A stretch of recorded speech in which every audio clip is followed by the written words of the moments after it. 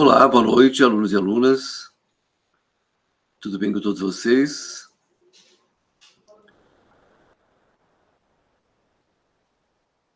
Vamos dar continuidade às nossas aulas. Hoje, aprimorando um pouco a questão dos direitos humanos e principalmente abordando agora os pactos e as convenções internacionais. Além da Carta da ONU e da Declaração dos Direitos Humanos, consideradas mais gerais, há outros tratados com a finalidade de garantir internacionalmente os direitos humanos, como destaca o nosso autor Portela. Um Pacto Internacional sobre Direitos Humanos, Direitos Civis e Políticos, inicialmente. E, em segundo momento, o protocolo adicional ao Pacto Internacional sobre os Direitos Civis e Políticos, com vistas à abolição da pena de morte.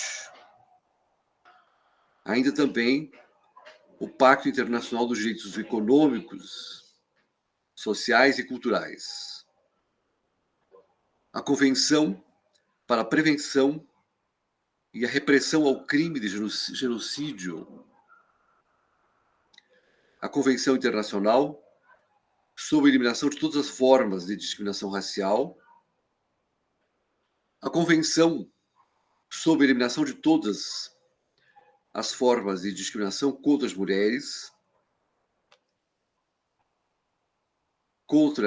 Convenção contra a tortura e outros tratamentos ou penas cruéis, desumanos ou degradantes. Ainda a Convenção sobre os Direitos da Criança e os protocolos facultativos, dentre outros tantos.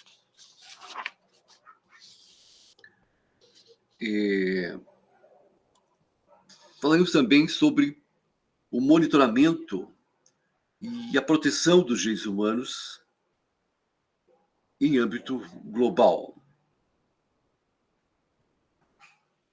As normas dos direitos humanos são garantidas, monitoradas e verificadas por diversos órgãos da ONU, dentre os quais é possível destacar o Alto Comissariado das Nações Unidas para os Direitos Humanos, como principal órgão da entidade, encarregado de proteger os direitos humanos e coordenar e dirigir as ações da ONU em matéria de direitos humanos.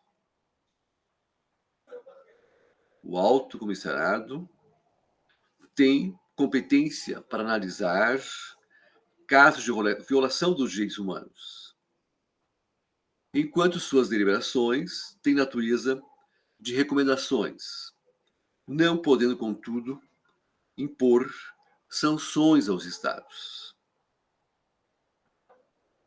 Outro órgão extremamente relevante é o Conselho de Direitos Humanos, vinculado à Assembleia Geral da ONU.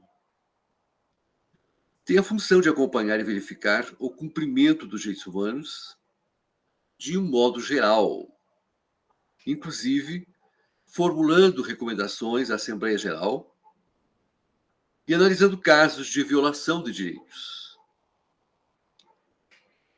Além deles, existem diversos órgãos vinculados a tratados que podem ter características e composições muito diferentes. A principal característica comum é serem temáticos, ou seja, ao contrário do Alto Comissariado e do Conselho de Direitos Humanos, suas atribuições estão relacionadas ao cumprimento de tratados específicos de acordo com a temática. Exemplos desses órgãos são Comitê de Direitos Humanos e Protocolo Facultativo ao Pacto dos Direitos Civis e Políticos, Comitê para a eliminação da discriminação racial, Comitê sobre a eliminação da discriminação contra a mulher, Comitê para os Direitos da Criança, Comitê sobre os Direitos das Pessoas com Deficiência e protocolo facultativo à Convenção Internacional sobre os Direitos das Pessoas com Deficiência. Há também os órgãos jurisdicionais. Portela ressalta que não existe, na atualidade, um tribunal internacional destinado expressamente a promover a aplicação de normas internacionais de direitos humanos de modo global. Porém, existem organizações e órgãos que podem atuar nessa área, dentre os quais se destaca o Tribunal Penal Internacional, que tem competência para processar e julgar pessoas que tenham cometido crimes internacionais tipificados em seu estatuto e que sejam de maior gravidade e alcance internacional. Claramente incluído violações aos direitos humanos, como em casos de crimes de genocídio, crimes de guerra e crimes contra a humanidade. Contudo, o Tribunal Penal Internacional não tem competência para julgar toda e qualquer violação de direitos humanos. Apenas aquela de natureza mais grave. O Tribunal Penal Internacional é uma organização independente da ONU, apesar de ambos manterem uma relação de cooperação. De acordo com Portela, a Corte Internacional de Justiça, principal órgão da ONU,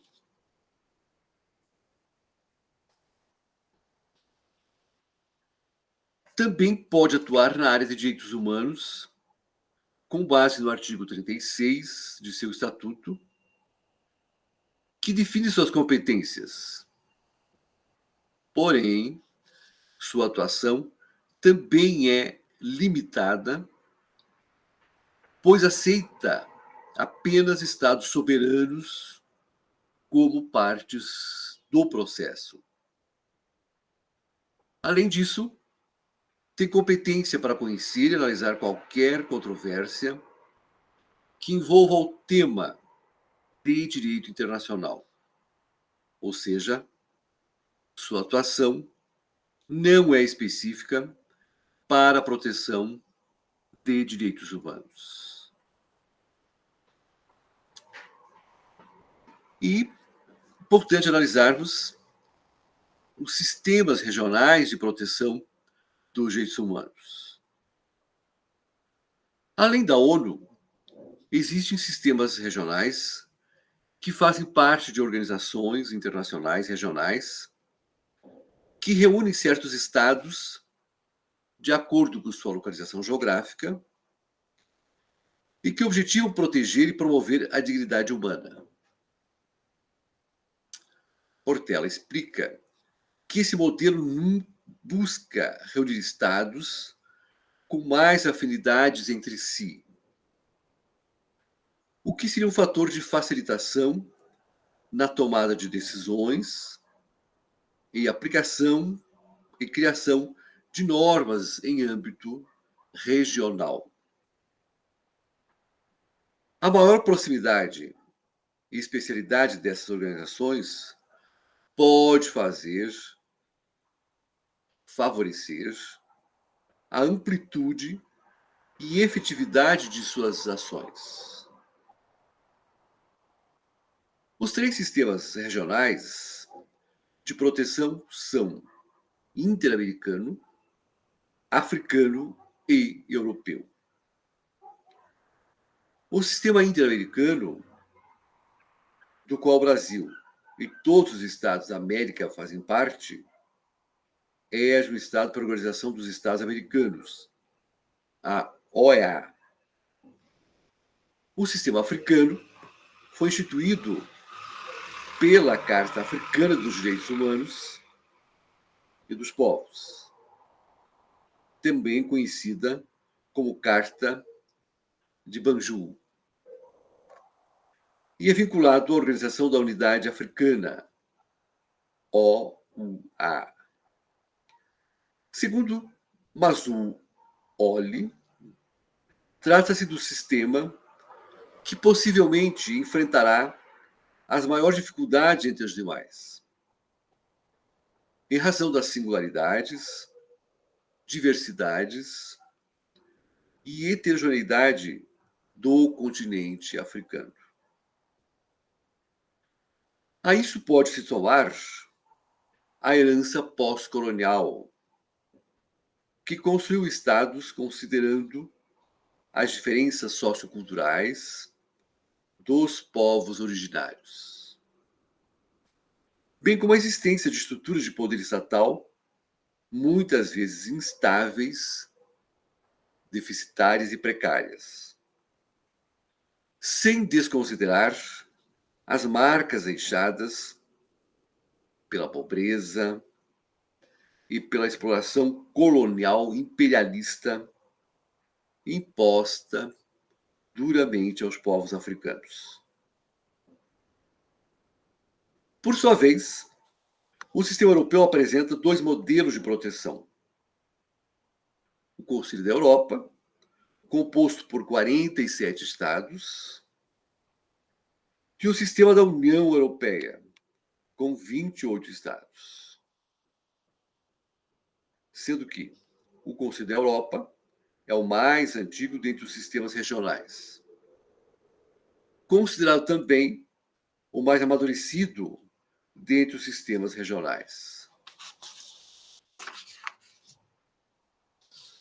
Por fim, cabe-nos considerar que no mundo árabe não existe propriamente um sistema regional de proteção de direitos humanos, mas um tratado regente, não tendo sido, até o momento, instituída uma comissão ou corte árabe de proteção dos direitos humanos. Em relação à Ásia, Mazrui explica que não há um sistema de proteção de direitos humanos, apesar de um primeiro passo ter sido dado com a aprovação de uma Declaração de Direitos Humanos em 2012 pela Associação de Nações do Sudeste Asiático. Porém, trata-se de um documento bastante limitado, tendo em vista que grandes potências econômicas e políticas na região, como Japão, China e Índia, não fazem parte dessa associação. Importante ressaltarmos também o Programa de Proteção aos Direitos Humanos no Brasil. Pois bem, como exposto anteriormente, a Declaração Universal dos Direitos Humanos serviu de grande inspiração para a Constituição Federal de 88, incorporando seus valores e estando em plena consonância com ela. São diversos os dispositivos constitucionais relacionados aos direitos humanos, que a dignidade humana é um dos fundamentos da República Brasileira. Artigo 1º. Os direitos e garantias fundamentais expressos no artigo 5º da Constituição Federal, incluindo o princípio de legalidade, da inocência, da liberdade, da igualdade, além de muitos outros direitos sociais. A Constituição estabelece ainda, em seu artigo 5º, parágrafo 2º, que os direitos fundamentais expressos em seu artigo 5º não excluem outros expressos nela mesmo ou aqueles previstos em tratados internacionais que tenham o Brasil como signatário.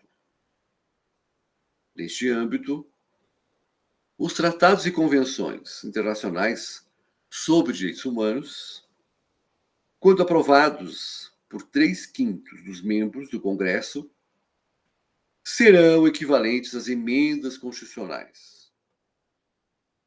Isso consta no artigo 5º, parágrafo 3º, da Constituição Federal de 88. A proteção dos direitos humanos ocorre de diversos modos e pela ação de diversos poderes e órgãos do Estado, em razão da incorporação das normas de direitos humanos pela legislação constitucional e infraconstitucional. Diversas normas de direitos humanos têm aplicação direta e imediata pela sua previsão legal, seja como base principiológica para a resolução de conflitos sociais, seja como lex, como norma direta para a regulação de algum conflito.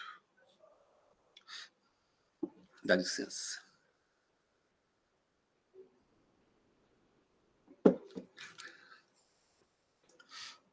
Do mesmo modo, as políticas públicas do Poder Executivo também devem se nortear pelos direitos humanos na sua promoção por meio de programas que promovam direitos sociais, direitos de liberdade ou de solidariedade.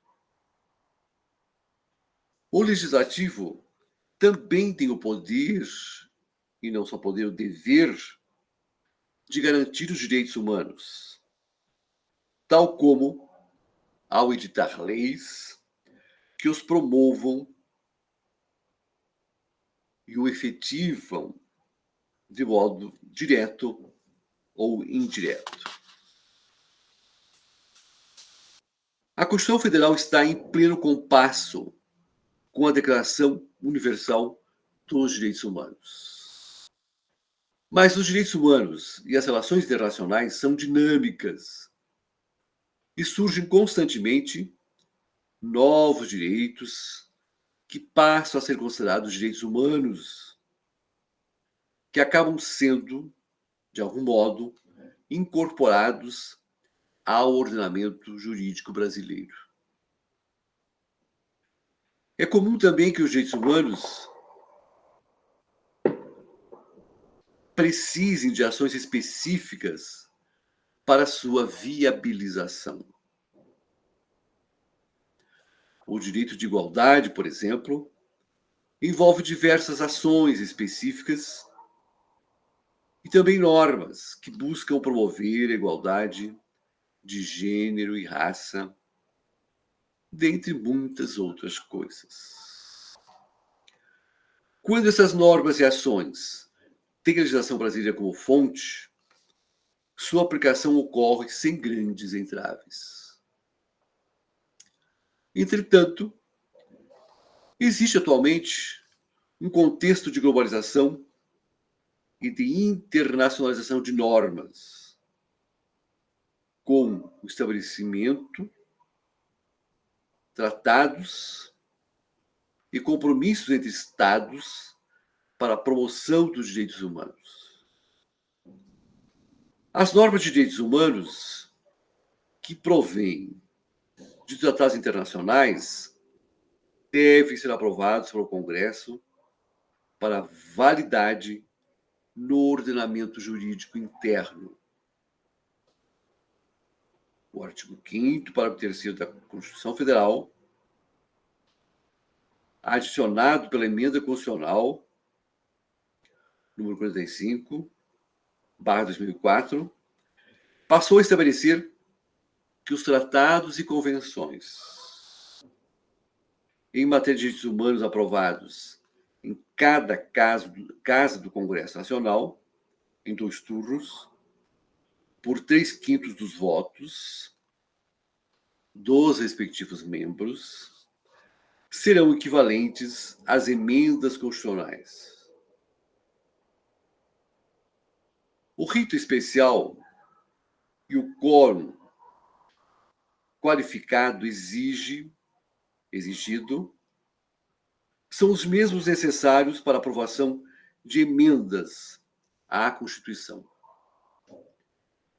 Os tratados e convenções aprovados desse modo possuem, portanto, a mesma eficácia e hierarquia que as normas constitucionais. Antes da referida emenda, a eficácia dos tratados em matéria de direitos humanos seguia a regra geral de aprovação prevista no artigo 47 da Constituição Federal, que prevê a necessidade de aprovação por maioria simples no Congresso Nacional.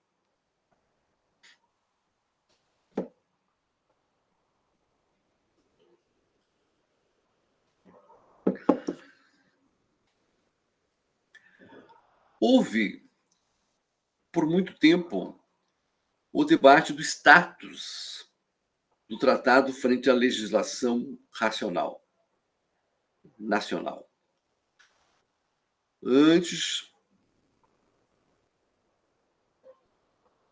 da Constituição, o entendimento majoritário adotado pelo Supremo Tribunal Federal era de que os tratados são normas supralegais definidas como aquelas inferiores à Constituição, mas acima das demais espécies de normas. Segundo Portela, em se tratando especificamente das normas de direitos humanos, é necessário considerar sua vinculação à dignidade da pessoa humana. Ainda Portela ressalta,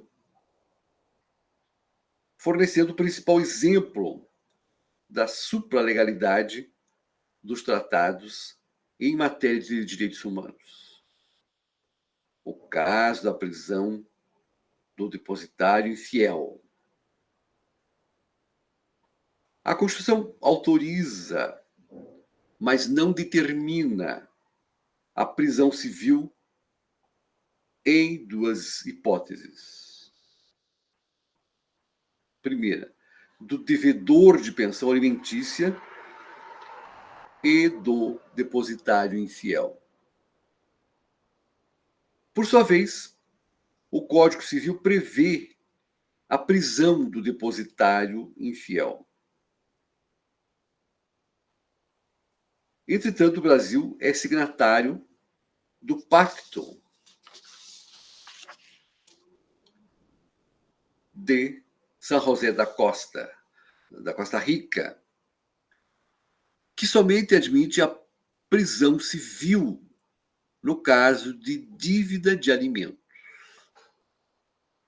Em razão disso, o STF, por meio da súmula vinculante 25, e o Superior Tribunal da Justiça, por meio da súmula 419, consolidaram o entendimento de que é ilícita a prisão do depositante infiel. O fundamento é o status de supralegalidade dos contratos em matéria de direitos humanos, não podendo ser revogados, mesmo por normas ordinárias mais recentes. Ressalta-se que a Constituição em si não proíbe mas tampouco determina a prisão de depositário infiel. Por esse motivo, a legislação infraconstitucional sobre a prisão do depositário infiel é considerada inaplicável em razão da supralegalidade do tratado internacional que a proíbe. Os tratados internacionais em matéria de direitos humanos têm tal aplicabilidade fundamentada no artigo 5º da Constituição Federal. Assim, em matéria de direitos humanos, a jurisprudência brasileira, em consonância com a doutrina, entende pela prevalência das normas que melhor protejam a pessoa ou o indivíduo. Por aplicabilidade do chamado princípio da primazia da norma mais favorável.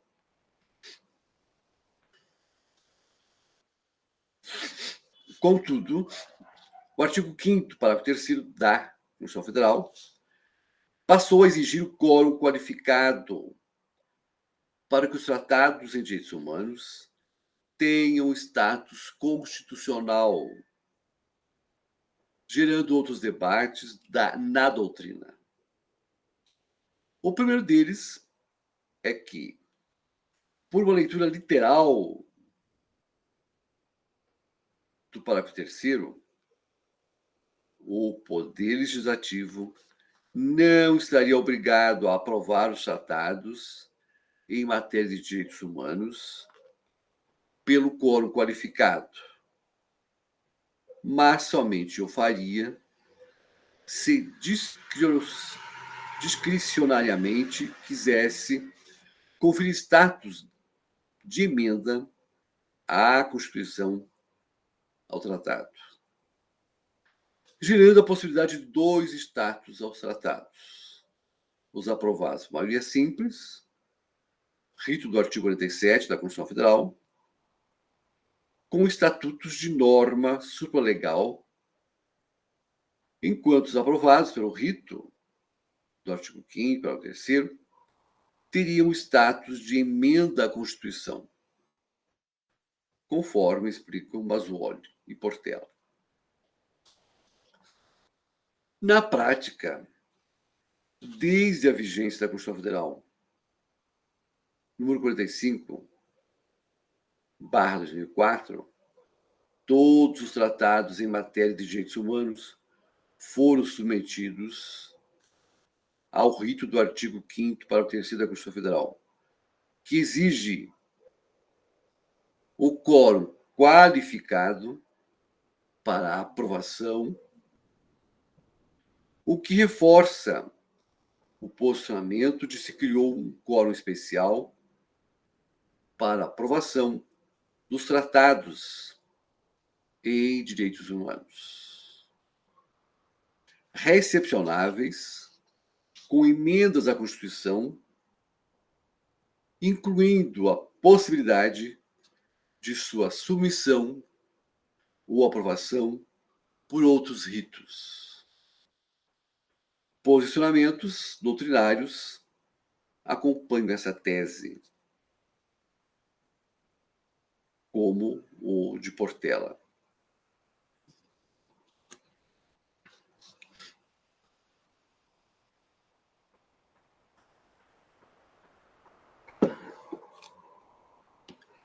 Dentre as diversas discussões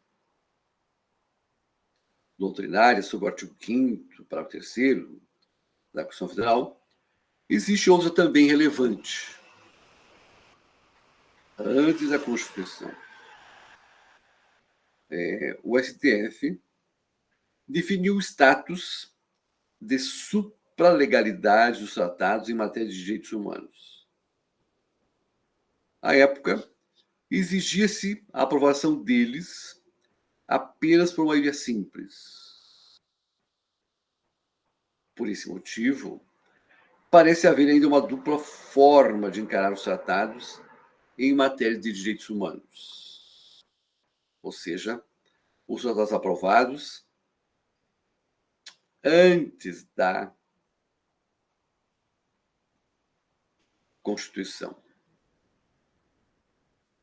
exatamente da Assembleia, né? Teriam status de supralegalidade. Quórum simples, artigo 47 da Constituição Federal. Recepcionados por força do artigo 5º, parágrafo 2º da Constituição Federal. E os tratados aprovados após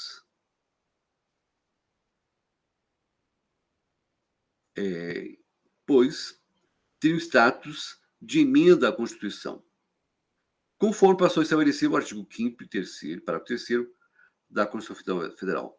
Por esse motivo, há entendimentos variados aos que defendem que os tratados aprovados por maioria simples devem ser submetidos ao quórum qualificado para sua recepção como emenda à Constituição, afirmando a existência desse duplo status dos tratados, de acordo com a data de aprovação e ao quórum a que foi submetido. E há também os que defendem que todos os tratados têm natureza de emenda à Constituição, como explica Mazzuoli. No âmbito governamental, foram editados 3 programas nacionais de direitos humanos. A formulação desses programas foi uma orientação da Convenção de Viena, Áustria, em 1993. E eles objetivam promover e efetivar os direitos humanos no plano internacional. Os programas nacionais de direitos humanos não são leis, e sim propostas de ações que buscam efetivar os direitos humanos em diversos âmbitos, incluindo tanto propostas legislativas quanto diretrizes para a ação de órgãos estatais.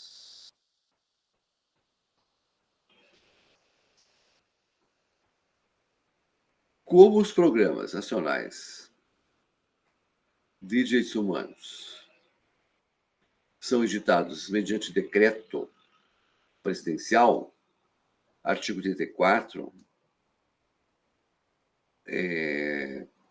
da Constituição Federal do Brasil, de 88, não possuem força vinculante em si.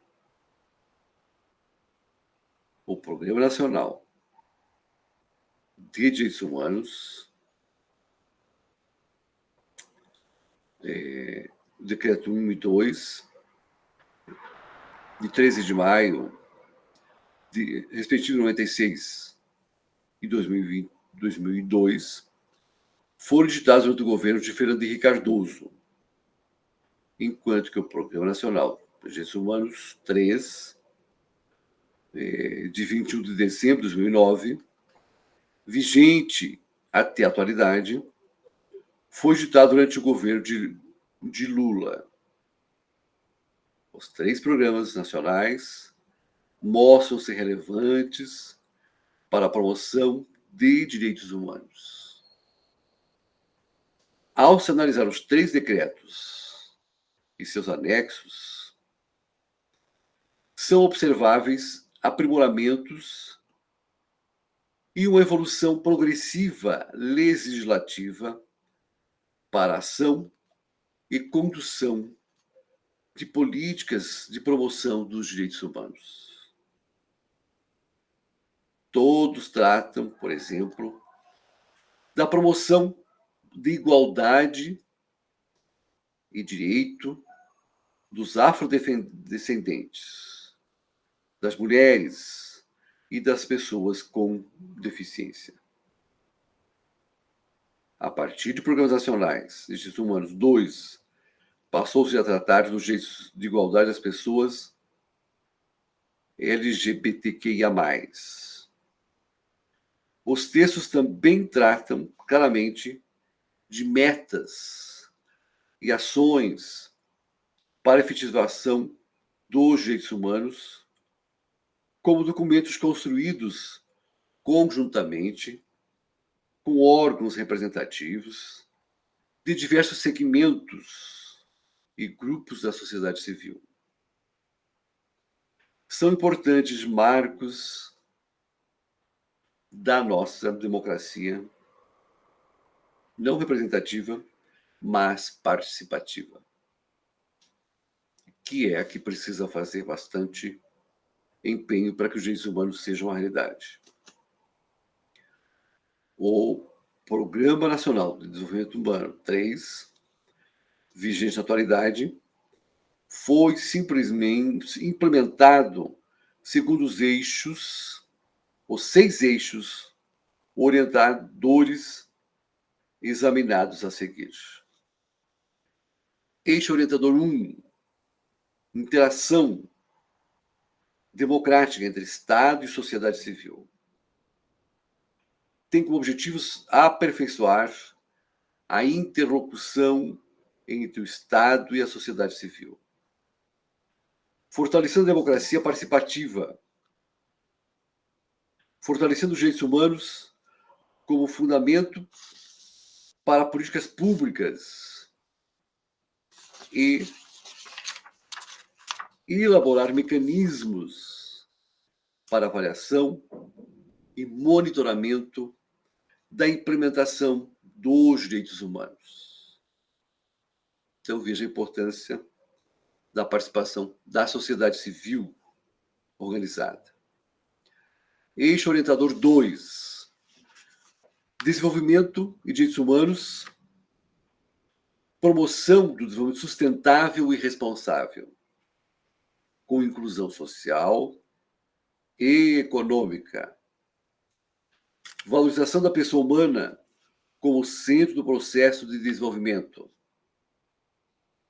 promoção e proteção dos direitos ambientais como direitos humanos.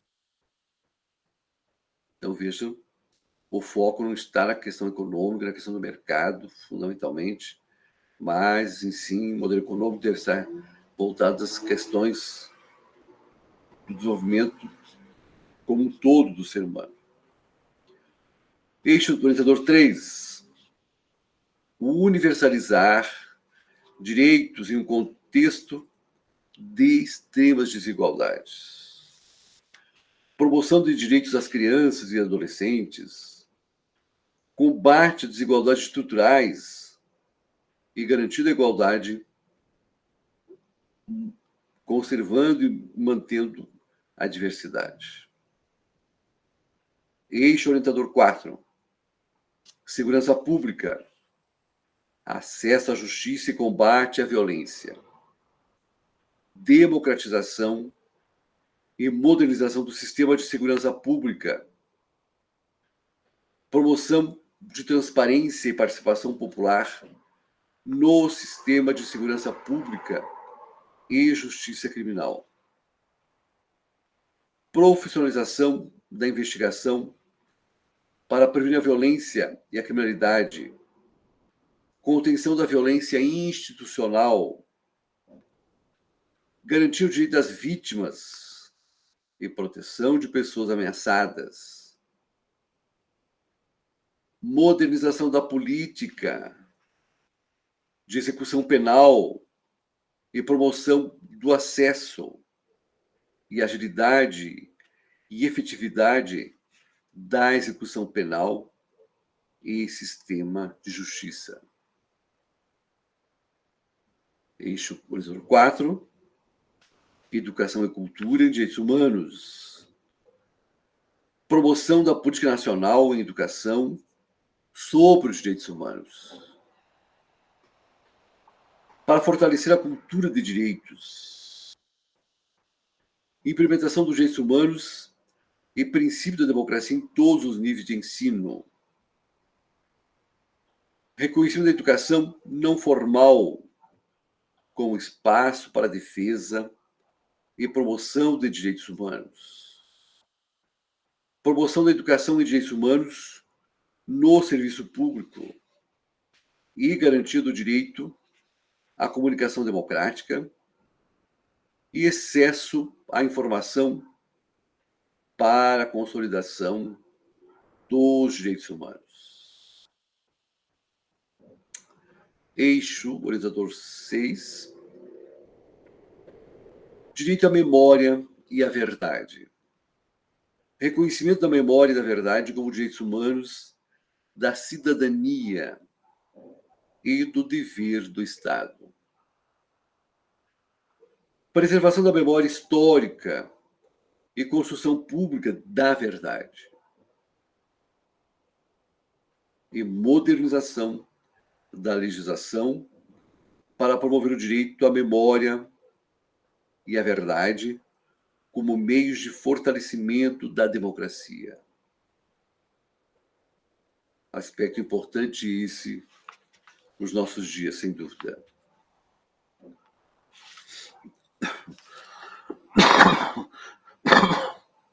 Desculpe.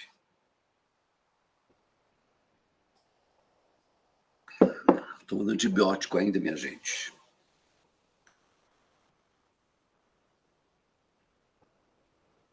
Pois bem, o Plano Nacional de Desenvolvimento Humano estabelece ações programáticas que definem qual tipo de ação é necessário para a promoção dos seus objetivos, segundo as diretrizes do plano. Os Planos Nacionais de Desenvolvimento Humano estabelecem também os ministérios responsáveis pela realização e execução de cada uma das ações programáticas.